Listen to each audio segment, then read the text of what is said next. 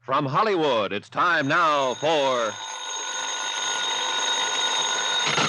Johnny Dollar. Lieutenant Lefebvre, New Orleans Police, Johnny.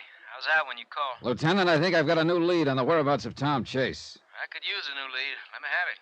That room he leased under the name of Tom James. Remember that charred paper we found in the wastebasket? Sure. Stuff he tried to burn after he took off in a hurry the night of Freddie Quintana's murder. We could make out two numbers written on one scrap of paper. 12 and 23. Haven't been able to figure out what they mean, though. Neither had I, until I happened to look at the harbor news in the newspaper. Yeah. You think those numbers could refer to a ship sailing? Pier 23 at 12 o'clock, maybe? Could be, Johnny. Sure could be. I'll go to work on it. Maybe I have something by the time you get here. Lieutenant, I'll be there in 10 minutes.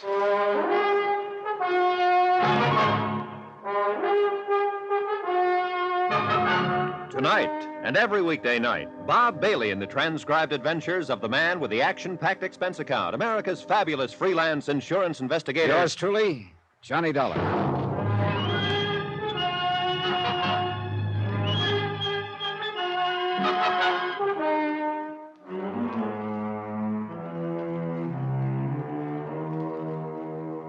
From Special Investigator Johnny Dollar, location New Orleans, to the Home Office Universal Adjustment Bureau, Hartford, Connecticut.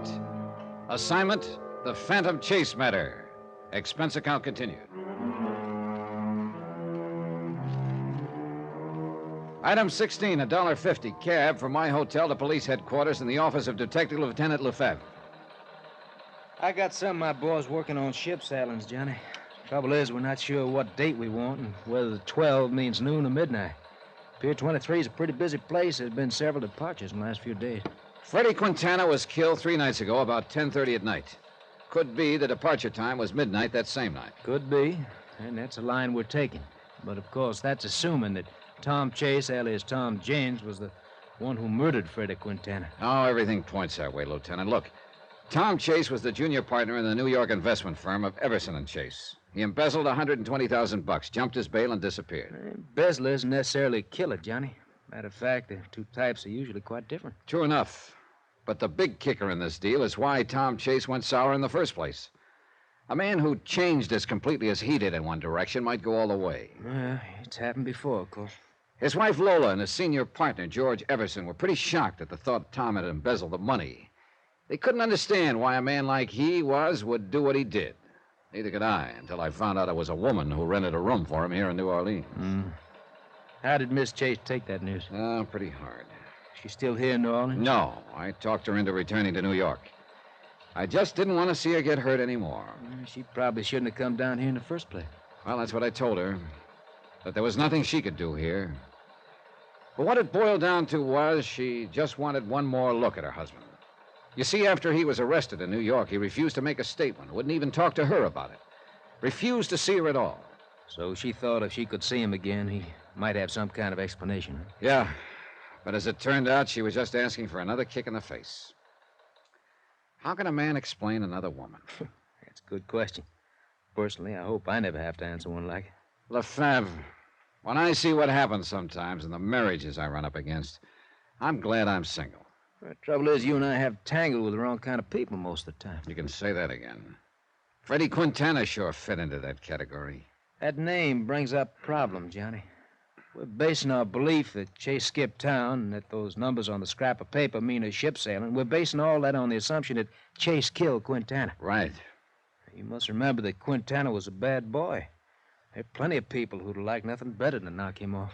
But why at that particular moment? Oh, Lieutenant, the timing adds up to Chase.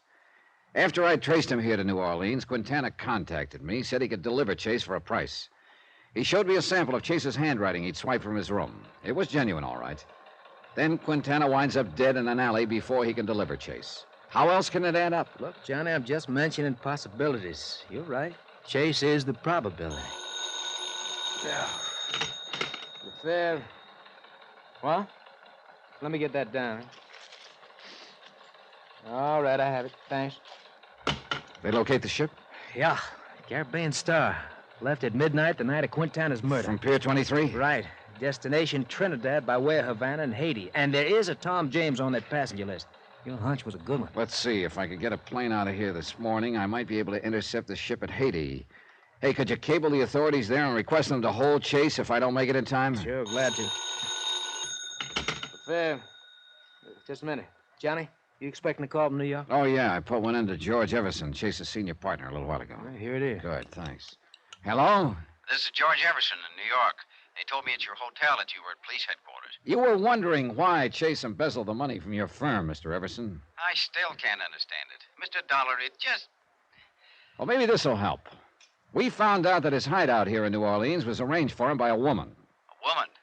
Oh, no. And, according to the rental agent, quite a woman. Oh, good Lord. To think. Well, does Lola know of this? Yes, I talked her into returning to New York. Good. She should never have gone down in the first place. Any leads on Chase's present whereabouts? Yeah, just turned one up. It looks like he's traveling under the name of Tom James on a ship to Trinidad. Trinidad? Right. But if my luck holds, he won't get farther than Haiti.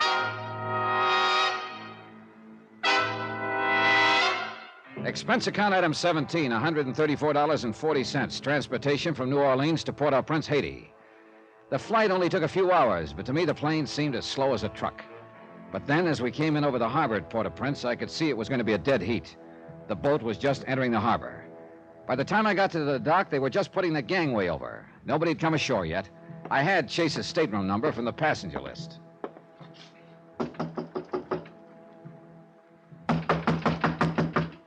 Okay.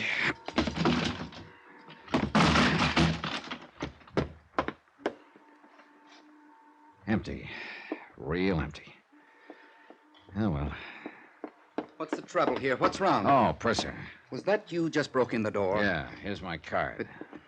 Insurance investigator. But really, Mr. Dollar, the door... Don't worry. I'll take care of it. Right now, I'm more interested in the man who used to be behind the door. What? He was going under the name of Tom James. Oh, yes, Mr. James. Well, where is he? I'm afraid I wouldn't know, Mr. Now, look, Dollar. this is no time for games, Percy. But I don't know where he is. I came aboard just as the gangway went down. Nobody could have come ashore. Do you mean here at Port-au-Prince? Wait a minute. Are you trying to say he got off at some other port? Our first stop. Havana? That'd be 2 days ago. That's right, Mr. Dollar. Oh, well, that's just great. I bust my neck to meet the boat for nothing. Look, so he got off in Havana. You have any idea where he was heading? None whatsoever. Well, that just about does it. He did ask me where the airline's office in Havana was. Airline's office. Thanks. Expense account item 18, $8.40. Long distance call to the Havana Police Department. They put me through to a Lieutenant Escobar. Si, Senor Dollar? Hey, look, Lieutenant Escobar, I'm an insurance investigator from the United States. The United States? But the operator said you are in Haiti. Well, yeah, that's right. You see, well, let that go for a moment. I'm after a fugitive, an embezzler named Tom Chase, also known as Tom James. Chase? James? Yes, I wonder if you'd check the airlines at Havana and see where he bought a ticket to, then call me collect. I thought he was going to Trinidad, so I came as far as Haiti, where I found out here he got off in Havana. Trinidad? Haiti, Havana? Senor, if you will permit me, you sound a little confused. If I do, senor, it's because I am. There was nothing I could do after that except sit in Port-au-Prince and twiddle my thumbs. I wasn't at all sure I'd be hearing from Lieutenant Escobar again, or if I did, whether he'd have a lead for me. But 2 hours later, he called back, and he did. About your friend, Senor James, or Senor Chase, I'm not sure which. Let's not start that routine again, Lieutenant. James will do. See, 2 days ago, the Senor James bought a plane ticket here in Havana. Where to? Barbados. Barbados? See, the British West Indies. Yeah, I know where it is. Oh, brother, he really gets around. Now, let me see if I have this thing straight, Senor. You thought he was going to Trinidad, so you went to Haiti. Well... But instead he came to Havana, so he went to Barbados. Well, you see... No, Senor, I am sorry, but it still does not make sense. Don't worry about it, Lieutenant Escobar. It does to me. Just accept my thanks for the lead. Someday I'll sit down and write you a letter about it. Item 19, $143. Transportation and incidentals from Haiti to Barbados. From the air, it looked like a beautiful spot. Pastel-colored houses with pink roofs, clean, sandy beaches, gentle waves. Yeah, I could see Chase's point in coming here. A good place to get away from it all, particularly with $120,000 to keep you company. And more particularly when what you're trying to get away from is a couple of assorted charges, like embezzlement and murder. But if I thought that finding Tom Chase, alias Tom James, would be a cinch once I got to Barbados, I was sadly mistaken. It was a bigger island than I'd realized, about 170 square miles. And Bridgetown was quite a fair-sized city. I checked into the hotel, then made the rounds of all the others, inquiring about Chase. But I got nowhere. Item 20, $1, 2 drinks, while I brooded in the hotel bar over the fact the trail had gotten cold again. But by the time I got that through my head, I saw the prettiest sight I'd encountered all day. A girl. And unless I was very much mistaken, she was heading for my table. You're Johnny Dollar? Sure am. I'd like to talk to you. Sit down. Thank you. Cigarette? Please.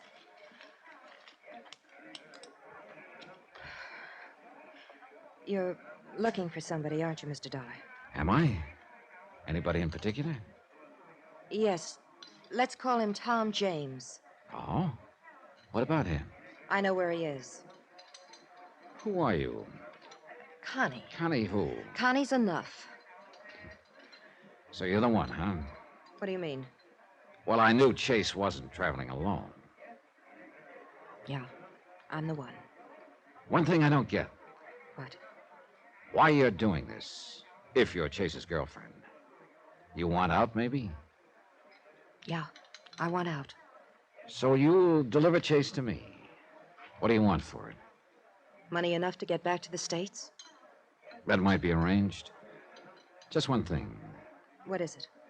The last person who tried to turn Chase over to me got himself killed back in New Orleans. You better be real careful. I will. Now, look. There's a bar down near the waterfront called the Trade Winds. Know it? I can find it. Be there about 10 tonight. Chase will be with me. Okay. 2 things, Mr. Dollar. What are they? Don't let on to him how you found him. Okay, what else? Bring the money. Connie left, and I sat there basking in the welcome warmth of a trail that had suddenly heated up again. At 9:45, I went down to the waterfront. I spotted the Trade Winds bar down the street a block or so. I waited. Pretty soon, I saw Connie go inside.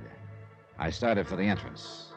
Then, suddenly, I realized I was being followed. Somebody crossed the street in the shadows. I whirled and headed for him fast. It took him by surprise. He ducked down an alley, then into a warehouse on a pier. I eased up to the door. It was dark inside, but I went in. Then, too late, out of the corner of my eye, I spotted somebody beside me in the dark. Something hard hit me over the right ear, knocked me to my knees. Yeah, I'd finally caught up with Chase. The hard way.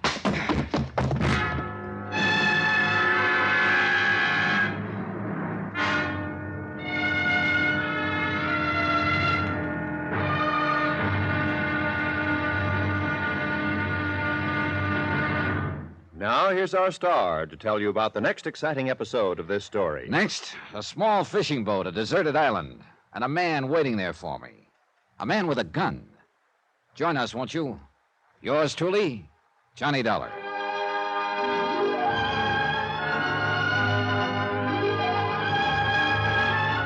Yours truly, Johnny Dollar, starring Bob Bailey, is transcribed in Hollywood. Written by Robert Reif, it is produced and directed by Jack Johnstone. Heard in our cast were Virginia Gregg, Michael Ann Barrett, Lawrence Dobkin, Forrest Lewis, Peter Leeds, Barney Phillips, Tony Barrett, and Victor Perrin. Musical supervision by Amerigo Marino. Be sure to join us on Monday night for another exciting episode of this story on Yours truly, Johnny Dollar. Roy Rowan speaking.